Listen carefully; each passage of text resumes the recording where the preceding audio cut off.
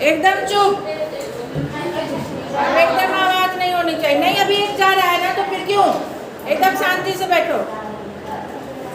Where the mind is without fear, ऐसा मतलब mind कभी हमेशा आदमी का जो है डरा हुआ रहता ही है, कभी किसी बात के लिए चिंतित है, कभी किसी बात के लिए चिंतित है। तो उसी तरह की बात है रविन्द्रनाथ टैगोर की एक कविता है। इसके पहले है रविन्द्रनाथ टैगोर के बारे में लिखा हुआ है। Rabindranath Tagore was born in Calcutta. This is important है ना, कि कब कहाँ जन्म लिए थे, ये सब भी क्वेश्चन में आ सकता है, वो फिल इन द ब्लैंक्स में और क्वेश्चन बना के चिन्ह लगा हुआ है इसका। Rabindranath Tagore was born in Calcutta in 1861। He is the poet who wrote India's national anthem. Who wrote India's national anthem ऐसे करके पूछ देंगे। तो Rabindranath Tagore, he won the Nobel prize in literature. Tagore started the write poetry when he was only 8 years old। जब वो 8 ही साल के थे तभी से कविता लिखने लगे थे। ये भी आ सकता है उसमें फिल इन द ब्लैंक्स में, या क्वेश्चन बना के कि from when he started to write the poem. So only in his age 8 years old, he was only 8 years old। First poem, publish his first poem when he was only 16। 16 साल में पहला poem उनका प्रकाशित हो गया था। For this Tagore did not use his real name, he used a pen name Bhanu Simha means sunlight. वो अपने नाम से नहीं लिखते थे, भानु सिन्हा नाम के नाम से लिखते थे। तो ये भी इम्पोर्टेंट चीज़ है कि पेन नेम लिखा हुआ है। पेन नेम मतलब कि जब वो राइटिंग करते थे, राइटर लोग हैं या हीरो हीरोइन सब भी जो है वो एक अपने वर्क का अलग नाम रख लेता है। बहुत सारे हीरो हीरोइन हैं जिनके कि असली नाम अलग हैं, और जैसे अपने जानते हैं वो अलग है, वो एक काम का नाम रख लेता है। वैसे राइटर के भी होते हैं, बहुत सारे राइटर अपने नाम से लिखते हैं। और जैसे यहाँ लिखा है इनके बारे में कि पेन नेम मतलब जो वो कविता लिखते थे, छापते थे, तो यहाँ पे लिखा हुआ है उनका नाम है भानु सिम्हा। चलो ये सब पढ़ लेना, इतना पूरा लाइन ही इम्पोर्टेंट है। Where the mind is without fear and the head is held high। Head is held high मतलब क्या, मतलब सोच। माथा ऊंचा मतलब ऐसे माथा ऊंचा नहीं, मतलब थिंकिंग जो है, थिंकिंग से माइंड जो है हाई सोचना, थिंक हाई। लोग बोलते हैं ना कि अच्छा सोचो अच्छा करो, तो वही है अच्छा सोचने की बात है। Where knowledge is free, knowledge कहाँ फ्री में बट रहा है। तो अपने माइंड को हमेशा खोल के रखो। लोग ऐसे बहुत चाले बोलते हैं कि दिमाग खोल के रखो, आंखें खोल के रखो। कहने का मतलब कि कहाँ क्या ज्ञान है, हम लोग को हर जगह ज्ञान मिलता है, कहीं से भी कुछ भी सीखने को मिलता है। तो सीखने के लिए माइंड वैसा होना चाहिए। हम नहीं सीखेंगे, देख लेंगे कि अच्छी बात हो रही है, नहीं सीखेंगे तो कोई कुछ ज़बरदस्ती थोड़ी सिखाएगा, मेरे माइंड में घुसाएगा। ये तो अपने अपने माइंड की बात है। पिक्चर देखने जाते हैं, हीरो कुछ अच्छा करता है, विलेन कुछ खराब करता है, तो माइंड की बात है ना। जब हीरो का कैरेक्टर सीखेंगे उसको फॉलो करेंगे कि विलेन का फॉलो करेंगे, है ना। तो दैट इज रिटन हियर। उसी तरह की बात है कि माइंड को हाई रखना है, अपनी सोच को हाई रखना है। Where knowledge is free, knowledge is not मतलब फ्री भी है, एक तरह से दोनों मीनिंग इसका है कि फ्री भी है, आप जिधर से जो गेन कर सको गेन करो, और कहाँ फ्री में बट रहा है। ये तो फ्री में बट नहीं रहा है कि आप उठा के ले आए और नॉलेज रख लिया अपने पॉकेट में, अपने घर में। ये तो माइंड से हमको ग्रहण करना है, सीखना है, पढ़ना है, हार्ड वर्क करना है। Where the world has not been broken up into fragments by narrow domestic walls, where the world has not been broken, कहाँ है ये संसार नहीं बिखरा हुआ। सिंपल मीनिंग ये है कि ये संसार कहाँ तक बिखरा हुआ नहीं है, यानी कि ये दूर दूर तक है बिखरा हुआ। पोएम में इसका मीनिंग ऐसे लगाते हैं कि ये दूर दूर तक ये सारे वर्ल्ड फैले हुए हैं, हर जगह नॉलेज की बात है। And fragments by narrow domestic wall, narrow domestic wall मतलब जो संकीर्ण है, दरवाज़ा के अंदर भी जो रह रहे हैं, जो बहुत ही संकुचित जगह में रह रहे हैं या संकुचित माइंड है, तो वहाँ भी आपको एक कुछ ना कुछ क्वालिटी मिल जाएगी कि ये दीवार चार दीवारी के अंदर बंद है, तो वहाँ से भी आपको नॉलेज मिल सकती है कि यहाँ पे क्या यहाँ खासियत है। Where words come out from the depth of the truth. Where words come out from the depth of the truth. जहाँ सच्चाई है, जहाँ सच्चाई की गहराई, डेप्थ मतलब गहराई है, तो सच्चाई की बातें जहाँ होती है वहाँ से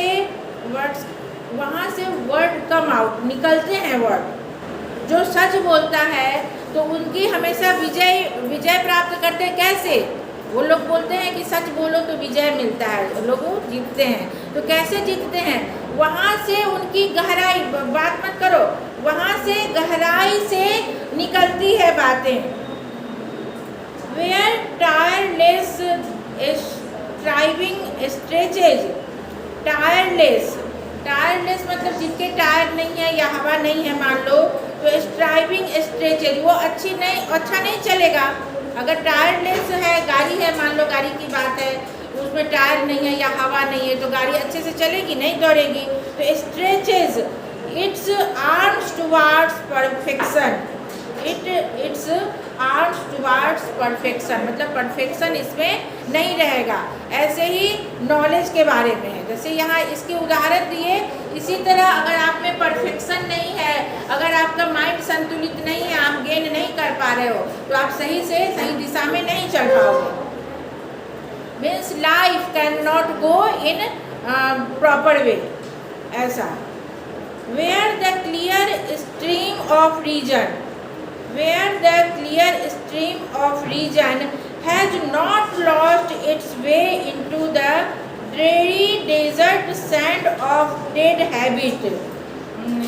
अब इसका क्या मीनिंग लगाया है? where the clear stream of reason, मतलब कि जो इनके कारण का खोज करो, कारण इनके पता लगाना चाहिए कि किस कारण।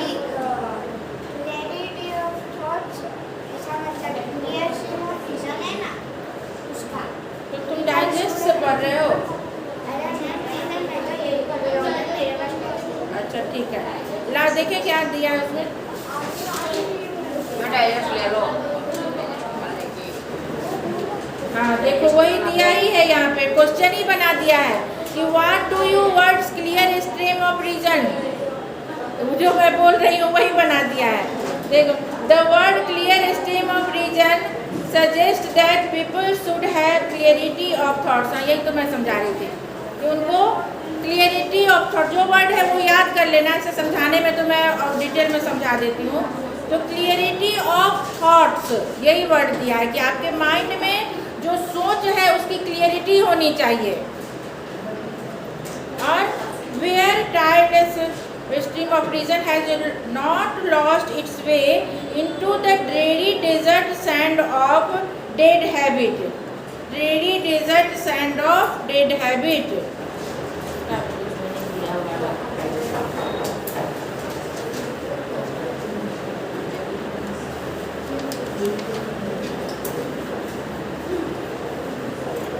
चलो ये बाद में तुम लोग देख लेना अपना। तो कहाँ गया? Dreary desert sand of dead habit, where the mind is led forward by the into ever widening thought and action. Mind led मतलब ले जाता है, कहाँ ले जाता है? आगे। अपना माइंड सोच से कहाँ ले जाता है? आगे। कहाँ तक ले जाता है? दूर दूर तक। Widening thought and action, by your action और बाय योर थिंकिंग आप दूर दूर तक जा सकते हो। सोच तो कहीं भी जा सकती है ना हमारी, और वो ज़्यादा बड़ा भी हो सकता है, ह्यूज सोच हो सकता है।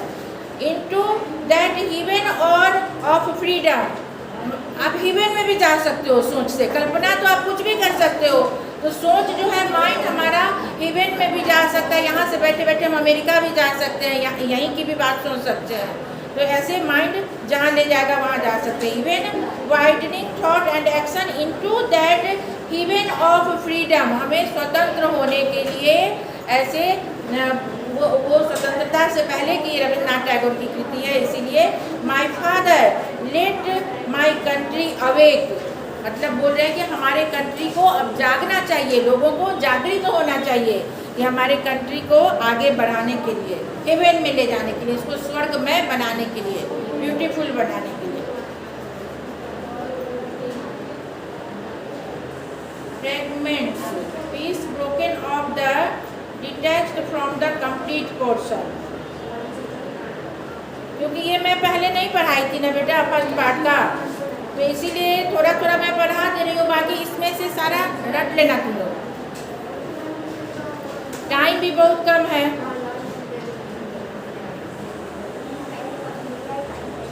The fox and the rabbit, ये इंपॉर्टेंट है, भी पढ़ा देते हैं। There was once a very clever fox who loved to brag of his cleverness. एक लोमड़ी थी, लोमड़ी ऐसे ही जानी जाती है क्लेवरनेस के लिए, लोमड़ी बहुत चालाक जानवर होती है। One day he said to the rabbit, लोमड़ी और खरगोश की कहानी है। I am so clever. वो he said to the rabbit that I am so clever. He said that I know 100 ways to escape enemies. मैं 100 तरीका जानती हूँ दुश्मनों से छुटकारा पाने की। वो रैबिट को बोल रही है कि मेरे पास 100 उपाय है कि कैसे एनिमीज से छुटकारा पाया जाए। Wow, the rabbit said, rabbit को आश्चर्य हुआ, उसने बोला wow, I have only one but it works well. वो बोला अच्छा तुम्हारे पास 100 तरीके हैं but I have only one, लेकिन it is very important thing, very मतलब यही कारगर है, अच्छा तरीका एक ही है लेकिन अच्छा तरीका है। The fox said you should listen to me, फिर लोमड़ी बोलती है कि तुमको मेरी बात सुननी चाहिए। बच्चे यहाँ पर बातें मत करो। I will teach you many more, अब वो बोल रहा है कि तुम्हारे पास एक ही है, मेरे पास तो 100 है, तो मैं तुम्हें बताती हूँ बहुत सारे तरीके। You should know many ways to escape like I do, तुमको मैं बताऊंगी कि कैसे मैं भागती हूँ बहुत सारे तरीकों से दुश्मनों के चंगुल से। Just at that moment, the fox and the rabbit heard the cry of a pack of hunters coming towards them. तुरंत ही उसी क्षण, just at that moment, मतलब उसी क्षण फॉक्स और रैबिट दोनों ने सुना वो पैक ऑफ हंटर्स, मतलब बहुत सारे हंटर्स, शिकारियों के रोने की आवाज़ उनकी तरफ आ रही थी। वो उन लोगों ने सुना वहीं खड़े खड़े। Immediately the rabbit lift down, तुरंत ही रैबिट जो है लिफ्ट मतलब वहाँ से भागा, lift down and his whole hand was gone. हाँ मतलब भाग गया, वो रैबिट था ना, वो बोला मेरे पास एक ही तरीका है, तो वो वहाँ से भागा। He called back to the fox, वो फॉक्स को बुलाया भी, पुकारा, कॉल बैक मतलब आवाज़ लगाया। This is my plan, what are you doing to do? ये मेरा प्लान था, अब तुम क्या कर सकते हो, बताओ क्या करोगे।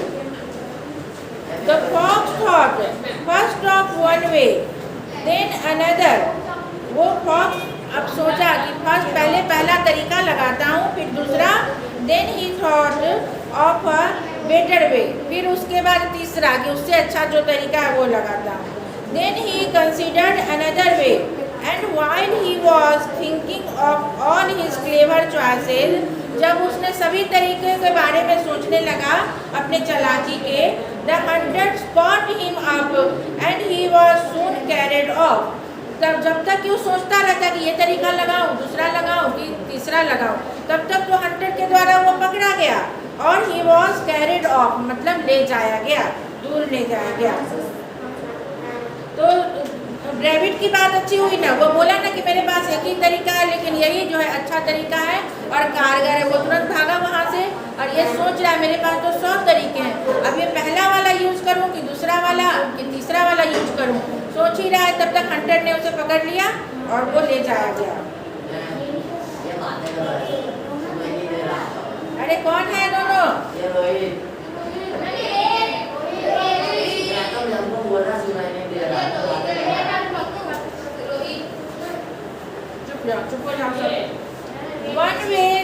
we know that the fox and rabbit are symbols is because they do not represent real foxes or rabbits. बात नहीं करो, सही बात है। बात करने से दूसरे को डिस्टर्ब होता है ना, तुम तो नहीं पढ़ रहे हो, वो पढ़ना चाह रहा है तो वन वे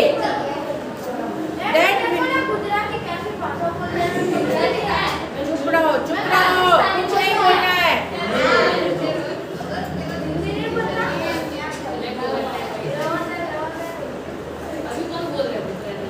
सुनो, one way that we know that the fox and rabbit are symbols is, ये दोनों जो है सिंबल है क्या? Because they do not present real foxes और रैबिट, वो प्रेजेंट नहीं कर पा रहे हैं अपने को। रिप्रेजेंट करना मतलब अपने को उजागर करना, अपने को बताना। लोग बोलते हैं ना कि रिप्रेजेंट कर रहा है, आप किसको रिप्रेजेंट कर रहे हो, मतलब किसी के बदले आते हैं। जैसे मम्मी के बदले तुम आई मीटिंग में तो बोलते हैं कि मैं रिप्रेजेंट कर रही हूँ मम्मी को, तो ऐसे होता है।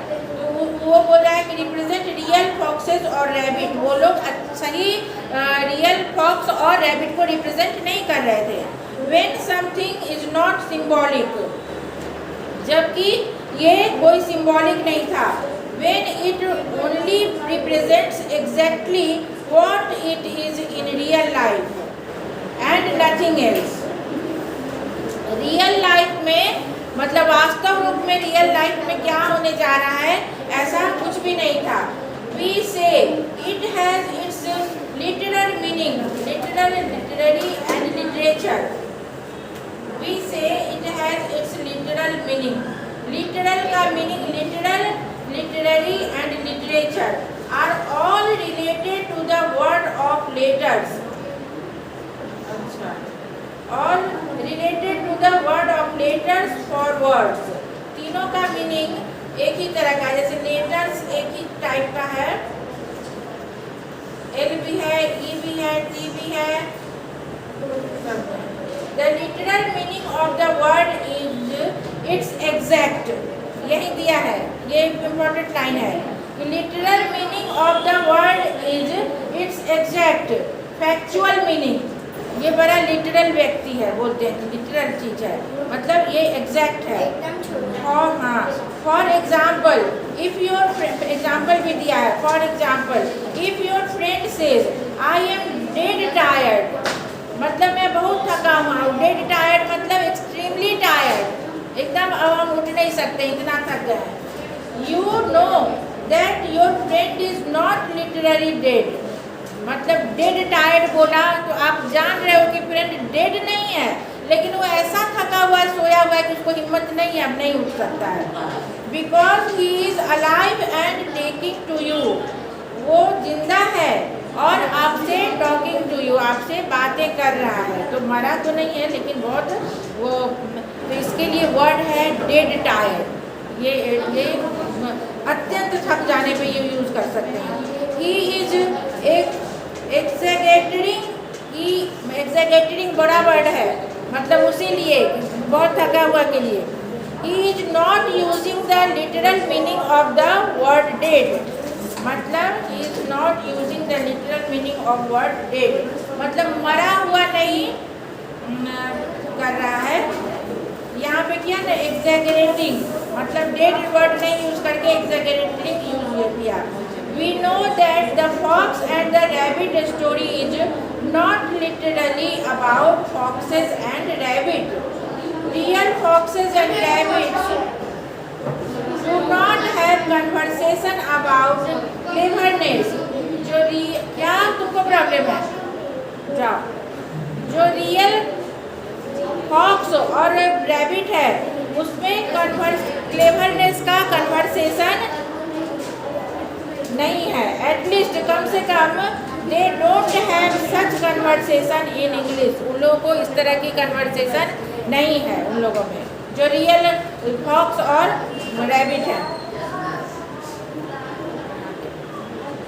One way to think about the meaning of the symbolic story is to think about things in real life that are like the symbol in the story.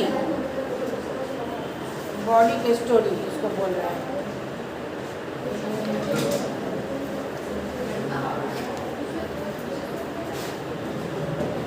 What kind of person might act the way the fox does?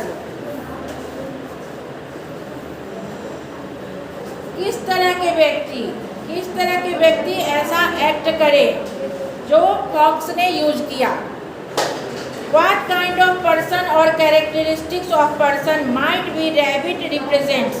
अब कौन से व्यक्ति rabbit को follow करेंगे, rabbit का तरीका जो भाग गया, और कुछ व्यक्ति उसको फॉलो करते हैं कि सोच रहे हैं तब तक तो फंस ही गए जाल में। इज द रैबिट क्लेवर और पुलिस, पूछ रहा है। पुलिस कैसे, तेजी हुआ ना, भाग गया तो।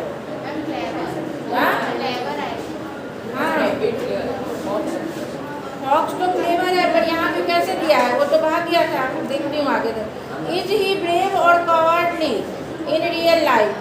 What might behave the way the hunters do, coming in quickly and ending the conversation the way they do?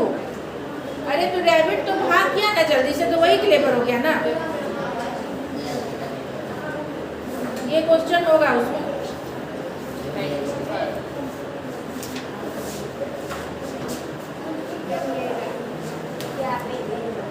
है ना, क्या क्वेश्चन है? दोनों में क्लेवर कौन है? रैबिट है ना। हाँ, तो वही स्टोरी पढ़े ना। स्टोरी में क्या पढ़े कि वो बोला कि मेरे पास एक ही उपाय है, लेकिन वही सबसे अच्छा है। और लोमड़ी बोल रही थी कि मेरे पास 100 उपाय है, लाओ मैं तुमको सिखाती हूँ। तब तक वो प्लानिंग किया था रैबिट कि वो हंटर सब आया रोते हुए, तो ये तब तक मैं भाग गया अपना उपाय लगा के। रैबिट के पास जो एक ही उपाय था, और वो तब तक सोच रहा है कि मैं पहला उपाय लगाऊंगी तो मेरे पास तो 100 उपाय हैं, दूसरा लगाऊं कि तीसरा लगाऊं तो बेस्ट उपाय। मत बात करो तुम लोग। तब तक मैं पकड़ा गया और ले जाया गया हंटर के द्वारा। तो रैबिट क्लेवर हुआ ना, जो एक उपाय था लेकिन कारगर था, वही बेस्ट था।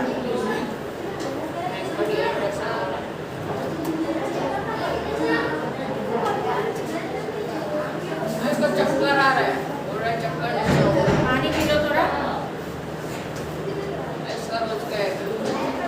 रोज का है?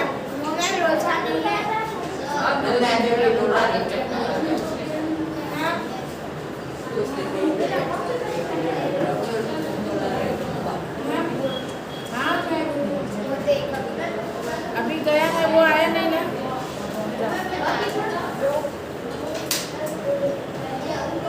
Activity 10. One night Emperor Akbar dreamt that he had lost all his teeth except one. एक बार जो है अकबर क्या किए, वो सारे उनके दांत चले गए, एक ही बच गए। The next morning he invited all the astrologers of his kingdom to interpret his dream. फिर वो सभा लगाए और सबको बुलाया, अपने मंत्रियों को, और अपने, अच्छा ये स्वप्न की बात है, तो interpret his dream. After a long discussion, the astrologers, भविष्यवक्ता जो भविष्यवाणी बोलते हैं उनको एस्ट्रोलॉजर बोलते हैं, emphasized that all his relatives would die before him. After a long discussion, astrologers जो है बहुत सारे डिस्कशन किया सारे, और वो लोग निष्कर्ष पे पहुंचा कि सारे रिलेटिव्स आपके पहले मर जाएंगे।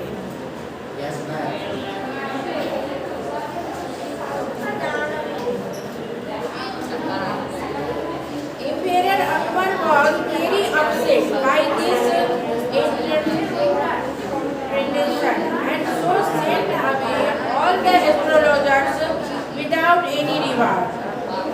ये जो खराब बात बोल दिया कि सब आपसे पहले मर जाएंगे, तो वो सबको भेज दिया बिना रिवार्ड दिए। राजा लोग तो कुछ दे के ही भेजते हैं ना, पैसा वैसा, उसको बिना कुछ दिए ही भेज दिया। वो बोल दिया ना कि आपसे पहले सारे आपके रिलेटिव मर